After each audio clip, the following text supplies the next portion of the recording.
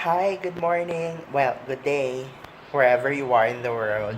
It's me again, Toshi, and welcome to my channel. And I just saw over the weekend a really good movie, Filipino movie.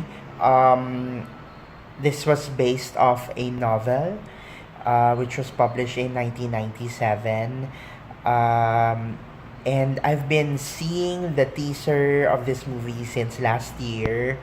And actually, yeah, when I saw Sunday Beauty Queen last year, pinapakita na yung teaser niya. And I'm sure you know what I'm talking about. It's this film called Smaller and Smaller Circles.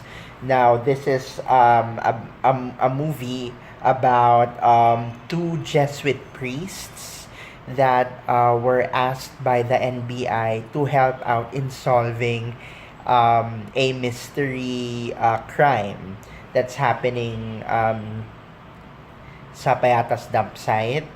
And the victims are children or teenagers as young as 13, 14. And yung assailant is actually, yun yung, syempre, since it is a crime suspense thriller, you are parang syempre, you are hinahanap mo kung sino talaga yung gumagawa ng crime. And, well, yung main question dun sa movie is that, meron bang serial killer sa Pilipinas? Well, wala. As far as I know, wala namang nababalitang serial killer. Maybe,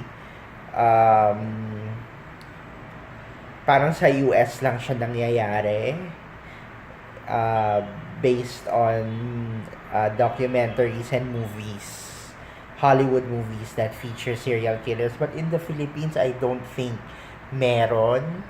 Pero you can never tell sa uh, takbo ng utak ng mga kriminal ngayon. Hindi mo alam na it could happen anytime, hindi ba? So, yon. This is directed by Raya Martin. He is a well-known director of indies. He did ang naalala kong napanood kong movie niya was Manila, yung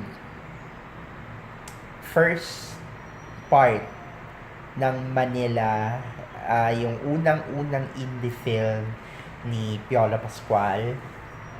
And then, he did a lot of indies after. I think he did an indie about World War II, starring Zanjo Marudo and Sam Milby. Na ang galing ng pagkakashoot nun because parang sa studio lang siya shoot, chroma na in chroma, and then inano na lang yung yung backdrop, yung scenery ng film sa final edit. The title escapes my mind at the moment.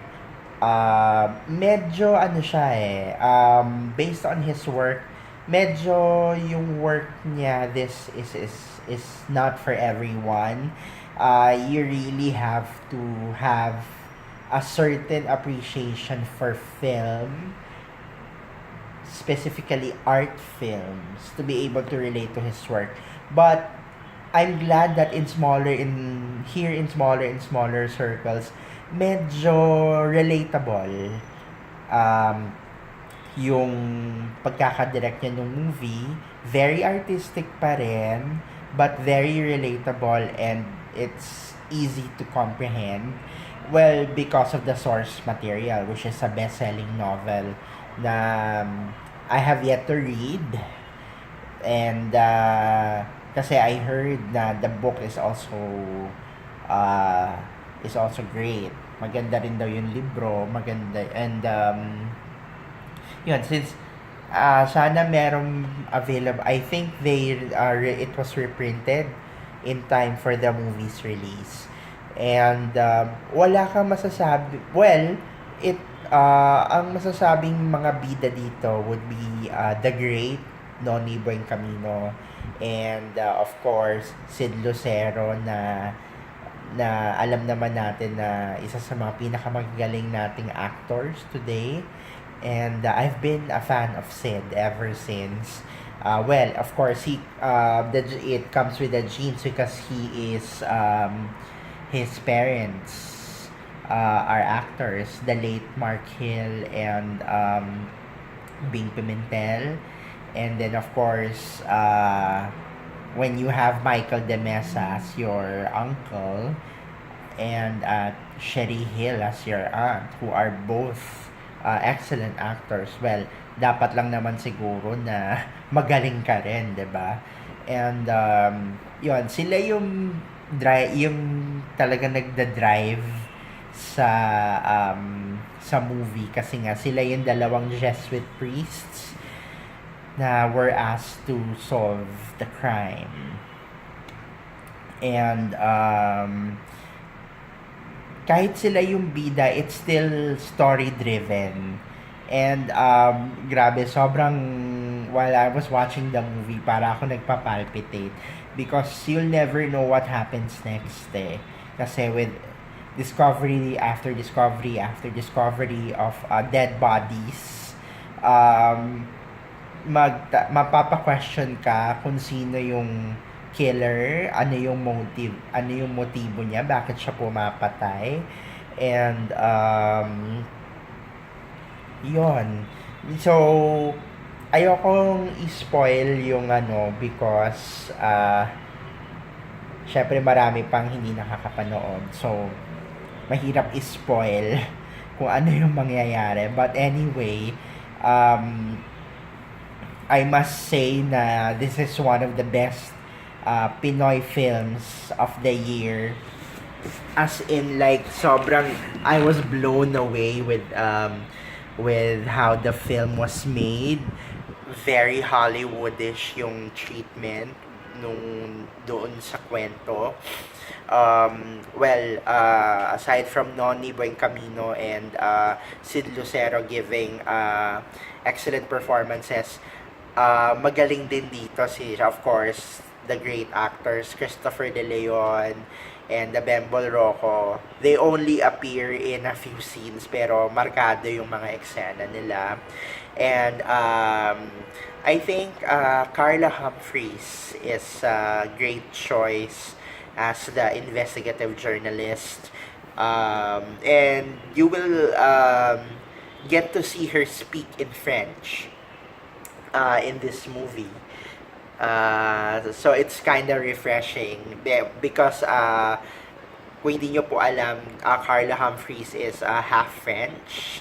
So nagamit niya yung kanyang French speaking skills doon sa certain lines in the movie. Ang kabatuhan niya dito ng French is Noni Buencamino, who was her teacher in college. So, and yung yung mga locations niya very konti lang. Of course, the dump site and the depressed area in Payatas, the NBI office, or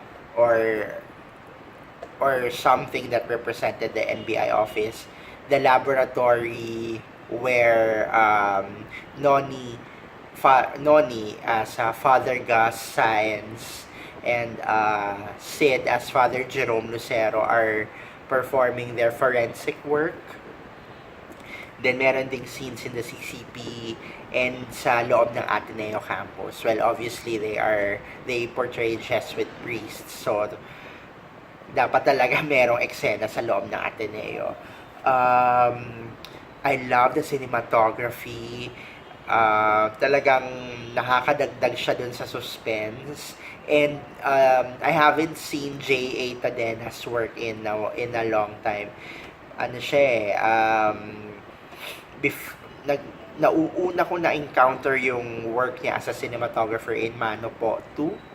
yun, napakaganda na cinematography ng pelikulang yun. And dito sa movie na to, sa Smaller and Smaller Circles, ang ganda-ganda ng cinematography, the angles, the lighting, nakakadagdag siya doon sa kaba na nararamdaman mo habang nanonood ka. And yun yung nakaka-Hollywood yung treatment, the cinematography of the movie. Then yung music na ginamit, there were some points in the film that yung music, yung choral music na ginamit was performed by the Lobok Children's Choir. Well, as for the screenplay, I'd like to believe that naging loyal sina Moira Lang and yung co-writer niya, si Bianca Balbuena, with the source material. Hindi siya nagpapaka-highfalutin movie. It will make you think, yes, but hindi siya yung tipo ng pelikula na masasakitin yung ulo mo paglabas. And actually, medyo bitin ako medyo nabitin ako dun sa ending. Pero I think it's for the best. Kasi it kind of tied up the loose ends of the movie. And another actor na sobrang galing dito sa movie is Junjun Quintana. Ang galing-galing talaga netong artista na to. And I hope he gets nominated. Well, actually, kung meron lang parang sa SAG Awards na Best Ensemble Acting, I think mananalo tong movie na to. Or may laban tong movie na to. So Junjun Kitana is also in this movie. And I would like to encourage everybody to please go out and see this movie dahil hindi masasayang yung pera ninyo.